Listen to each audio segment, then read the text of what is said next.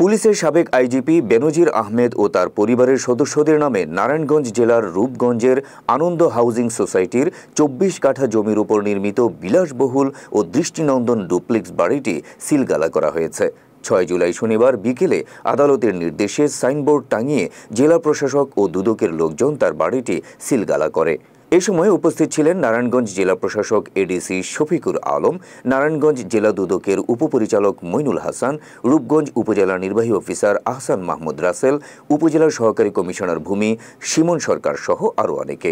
জানা গেছে ২০২২ সালের দিকে বাড়িটি নির্মাণ করা হয়। বেনজির আহমেদ দেশে থাকলে মাঝে মধ্যেই এই বাড়িতে আসতেন এবং রাত্রি যাপন করতেন।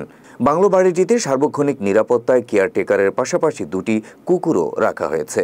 দুদকের আবেদনের প্রেক্ষিতে গেল ১২ জুন আদালত তৃতীয় দফায় বেনজিরের বিপুল পরিমাণ সম্পদ জব্দ করার তালিকায় এই বাংলোটিও ছিল। পরে প্রায় ১০ কোটি টাকা মূল্যের বাড়িটি দেখভালের জন্য জেলা প্রশাসককে রিসিভার নিয়োগ দেন আদালত। ব্যবস্থাপনা এবং তদারকির জন্য জেলা প্রশাসক নারায়ণগঞ্জকে রিসিভার নিয়োগ করা হয়েছে। আমরা জেলা প্রশাসক ও বিজ্ঞ জেলা ম্যাজিস্ট্রেটের নির্দেশক্রমে আজকে এই সাবানা ইকো রিসোর্ট প্রাইভেট লিমিটেডের সম্পত্তিটি নিয়ন্ত্রণে নিলাম।